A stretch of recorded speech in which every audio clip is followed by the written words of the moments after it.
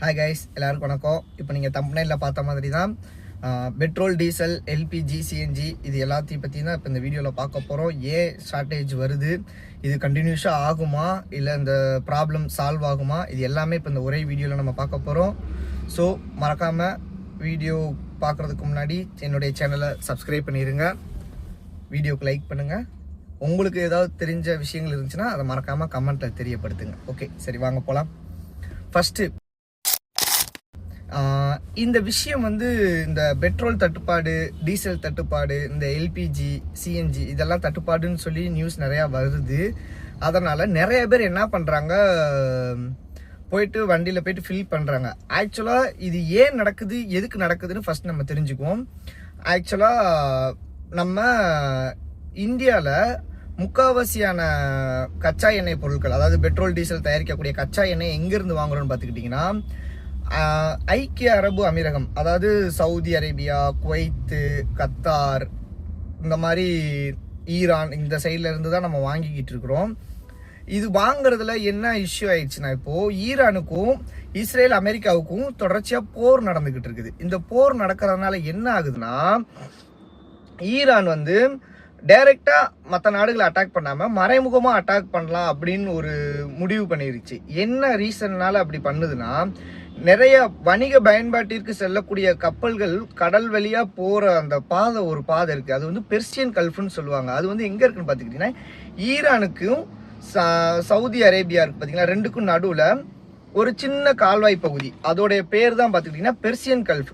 அந்த பெர்சியன் கல்ஃபோட முக்கால்வாசியான பகுதியை கண்ட்ரோல் பண்ணி இருக்கிறது ஈரான் பக்கம் இருக்குது. ஸோ அது என்ன பண்ணுது, இப்போ நீ என்னுடைய இந்த இந்த கடல் பகுதி, இந்த இடத்த தாண்டணும் அப்படின்னா நான் பர்மிஷன் கொடுத்தாதான் நீ தாண்டணும். நான் பர்மிஷன் கொடுக்காம நீ தாண்டுன அப்படின்னா உன் கப்பலை நான் அடிப்பேன், அதாவது உங்களுடைய கப்பலை நாங்கள் அட்டாக் பண்ணுவோம், எங்கள்கிட்ட பர்மிஷன் நீங்கள் வாங்கணும்னு சொல்லி அவங்க பண்ணுறாங்க. ஸோ இவங்க ஏன் இப்படி அட்டாக் பண்ணுறாங்க, அட்டாக் பண்ணுறதுனால என்ன ஆகும் நீங்கள் கேட்கலாம். ஏன்னு பார்த்துக்கிட்டிங்கன்னா, கப்பல் பொதுவாகவே ஒரு சரக்கு ஒரு இடத்துல இருந்து ஒரு இடத்துக்கு கொண்டு போகிறாங்க அப்படின்னா குறைஞ்சது அந்த கப்பலோடைய வேல்யூ, எடுத்துகிட்டு போகிற சரக்கோட வேல்யூவில் 0.5% இன்சூரன்ஸாக அவங்க பே பண்ணி ஆகணும். அந்த இன்சூரன்ஸ் அமௌண்ட் 0.5 இருக்கிறப்ப வரைக்கும் எந்த ஒரு பிரச்சனையுமே இல்லை. இப்போ இவங்க அட்டாக் பண்ணுறதுனால என்ன ஆயிடுச்சுன்னா, இந்த இன்சூரன்ஸ் எல்லாத்தையுமே வேல்யூ அதிகமாக ஆக்கிட்டாங்க. அதாவது 0.5 இருந்த இன்சூரன்ஸ் இப்போ 1%, 2% இப்படி வந்துருச்சு. ஸோ இப்படி ஆகுறதுனால என்ன ஆகும்னா, அவங்க கொண்டு வர அந்த பொருட்களோட விலை அதிகமாகும். இப்போ இந்த அதிகமாகனுச்சுன்னா அந்த அதிகமாகக்கூடிய டேக்ஸ் இது எல்லாமே பார்த்தீங்கன்னா கன்சியூமராக நம்ம மக்கள் நம்ம தான் அது எல்லாமே சேர்த்து பே பண்ணுற மாதிரி இருக்கும். அதே சமயத்தில் அவங்களுக்கு லாஸ் ஏற்படுறதுக்கு நிறையா வாய்ப்பு இருக்குது. அதனால் அவங்க யாருமே, எந்த நாடுமே அதை தாண்டறதுக்கு முன் வரலை. அதனால் என்ன ஆகுதுன்னா, இப்போ அந்த வரக்கூடிய அந்த கேப் பிட்வீன் இடையில இருக்க அந்த பகுதியை ஈரான் கட்டுப்படுத்தினதுனால நமக்கான கச்சா எண்ணெய் பொருட்கள் எதுவுமே இந்தியாவுக்கு வரலை. நான் மேப்பில் போடுறேன் பாருங்க, இந்த மேப் வழியாக தான் இப்படி வரும்.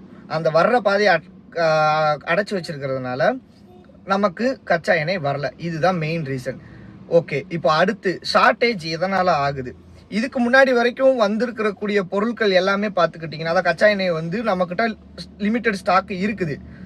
அதை டிஸ்ட்ரிபியூட் பண்ணால் எல்லாருக்கும் டிஸ்ட்ரிபியூட் பண்ணால் எல்லாருக்குமே டக்குன்னு சீக்கிரமாக காலியாக போயிடும். அதனால் என்ன பண்ணுறாங்க, ஃபஸ்ட்டு யாருக்கு அதிக தேவை இருக்குதோ அவங்களுக்கு, அதாவது மக்களாகிய நமக்கு, நம்மளுடைய வீட்டு பயன்பாட்டிற்கு மட்டும்தான் எல்பிஜியை கொடுப்போம்னு சொல்லியிருக்கிறாங்க. அந்த எல்பிஜி வணிக பயன்பாடு இருக்கிறது நிப்பாட்டி வச்சிருக்காங்க. வீட்டு பயன்பாட்டிற்கு நமக்கு 14 கிலோ என்னமோ தான் இருக்கும், சரிங்களா. அது ஒரு மாதம் 1.5 மாதம் நம்ம யூஸ் பண்ணிக்கலாம். வணிக பயன்பாட்டிற்கு அப்படி இல்லை, அது 18 கிலோ, 20 கிலோ, இது மாதிரி different varieties 3 type of cylinders நிறையா இருக்குது. அதெல்லாம் டக்குன்னு காலியாக அவங்க ரெகுலர் யூசேஜ் பண்ணுறதுனால. அதனால் இப்போது அவங்களுக்கான எல்பிஜியை ஸ்டாப் பண்ணிட்டாங்க. மக்களாகிய நமக்கு அந்த எல்பிஜி கண்டினியூவாக வந்துக்கிட்டு தான் இருக்கும். அதில் எந்த ஒரு மாற்றமுமே கிடையாது. அது மாதிரி இந்த எல்பிஜி பெட்ரோல் பங்க் இருக்குது பார்த்தீங்களா, அங்கே ஆட்டோ ஏன் அவ்வளோ நிற்கிதுன்னா, ஆட்டோ ஓட்டுறவங்க நிறைய பேர் எல்பிஜி பயன்படுத்தி ஓட்டுறவங்க இருக்கிறாங்க. இதனால் என்ன ஆகுதுன்னா, அவங்க போடுறப்போ அங்கே எல்பிஜி அந்த ஸ்டாக் வர்றது கொஞ்சம் லேட் ஆகுது, டிலே ஆகுது. அதனால் ஸ்டாக் இல்லாமல் போகிறதுனால அவங்களுக்கும் தட்டுப்பாடு ஆகுது. இதுதான் மெயின் ரீசன். இப்போது அடுத்ததான் நம்ம என்ன பார்க்க போகிறோம்னா,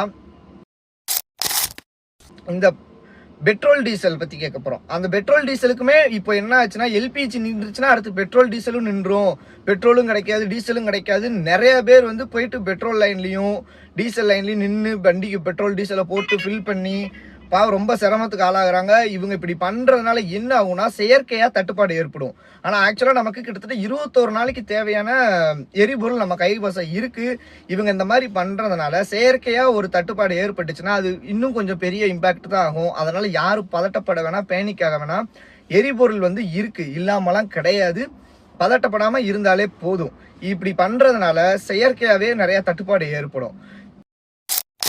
இப்போ அடுத்ததா சிஎன்ஜி பார்க்க போறோம். சிஎன்ஜி பார்த்துக்கிட்டிங்கன்னா இந்த கேட்டகரிக்குள்ளேயே வராது. இது வந்து கம்ப்ரஸ்டு நேச்சுரல் கேஸ். இது வந்து பார்த்துக்கிட்டிங்கன்னா மாட்டு சாணம், அப்புறம் இயற்கையா மண்ணுக்குள்ள மக்கக்கூடிய பொருட்கள், அதாவது காய்கறி கழிவுகள், மாமிச கழிவுகள், மீன் கழிவுகள், இந்த மாதிரி கழிவுகள் எல்லாத்தையுமே வச்சுதான் இந்த சிஎன்ஜியை தயாரிக்கிறாங்க. ஸோ சிஎன்ஜி தட்டுப்பாடுங்கிறது இப்போதைக்கு இல்லை. அதனால கார் ஓட்டுறவங்க, சிஎன்ஜி வண்டி ஓட்டுறவங்களுக்கு இது வந்து ஒரு குட் நியூஸ் தான். ஸோ சிஎன்ஜி தட்டுப்பாடுன்றது வந்து இப்போதைக்கு இல்லை. யாரும் பதட்டம் அடைய தேவையில்லை. எப்பயும் போல நார்மலாகவே வண்டி ஓட்டுங்க. ஆனால் என்ன ஆகுனா, விலைவாசி கண்டிப்பாக ஏறும். பெட்ரோலுக்கான ரேட்டு ஏறும், சிஎன்ஜிக்கான ரேட்டு ஏறும், டீசல் ஏறும், எல்பிஜி ஏறும், எல்லாமே ரேட்டு ஏறும். அது கூடிய சீக்கிரம் நடக்கும். அதனால் எல்லாத்துக்குமே தயாராக இருங்க. வாகன ஓட்டிகளுக்கு இது வந்து ஒரு நல்ல செய்தியா கெட்ட செய்தியான்னு தெரியல. எனக்கு தெரிஞ்சு கெட்ட செய்தி தான். விலை ஏறுமே தவிர்த்துட்டு ஏறிக்கிட்டு தான் போகுமே தவிர நமக்கான ரேட் வந்து ஏற்றுவாங்கன்னு கேட்டிங்கன்னா சத்தியமாக ஏற்ற மாட்டானுங்க. அது நம்ம கையில் தான் இருக்குது. என்ன ஏதாவது பண்ணி நம்ம ஏற்றி தான் வாங்கி ஓட்டி ஆகணும். ஸோ அதையும் நம்ம பார்க்க வேண்டியது இருக்குது. இப்போ இந்த பிரச்சனை தொடருமா தொடராதா?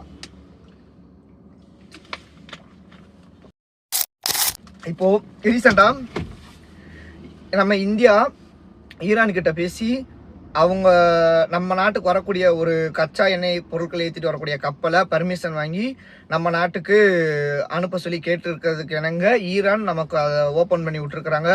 முதல் கட்டமாக ஒரு கப்பல் வந்துடுச்சு, நம்ம இந்தியா பக்கம் வந்துடுச்சு. இப்போ லேட்டஸ்ட் நியூஸ் அது. அதனால் யாரும் பதட்டம் அடைய தேவையில்லை, பயப்பட தேவையில்லை. நமக்கான எரிபொருள் எல்லாமே வந்து பார்த்துக்கிட்டிங்கன்னா இந்தியாவுக்கு கிடச்சிரும். அதனால் இந்தியா வந்து ஒரு சமத்துவமான நாடு, போர் விரும்பாத நாடு. அதனால இந்தியா வந்து எப்போதுமே இந்த மாதிரி விஷயங்களை நம்ம நாட்டு மக்களை பாதுகாக்கிறதுக்காக முயற்சியை எடுக்குது. அதுக்காக நான் மோடியை சப்போர்ட் பண்றேன்னு கேட்டீங்கன்னா அப்படி நான் சொல்ல வரல. பொதுவா இந்தியா இந்த விஷயம் பண்றது ஒரு நல்ல விஷயம் தான். அதனால அது தப்பு கிடையாது நான் சொல்றதுனால. ஸோ நமக்கான பொருட்கள் வந்துடுச்சு. நான் அந்த ஃபுட்டேஜும் நான் ஆட் பண்றேன், பாருங்க. அதனால யாரும் பதட்டம் அடைய வேணாம், பயப்பட வேணாம். நமக்கான எரிபொருள் நம்மளை தேடி வந்துருச்சு. ஸோ எப்போதும் போல் இருங்க. ஆனால் கண்டிப்பாக விலைவாசி உயர்வுன்றது இருக்குது. அதுக்கு நீங்கள் தயாராகிக்கோங்க. இதுதான் உண்மை.